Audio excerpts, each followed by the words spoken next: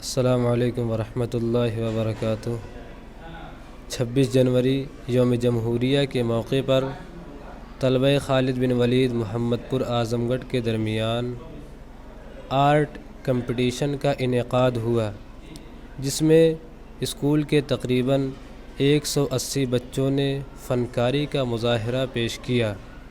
اس موقع پر 3 بچے عبدالسمیع محمد پور، محمد خالد خالص پور، محمد انس جمال پور بالترتیب اول دوم سوم منتخب ہوئے۔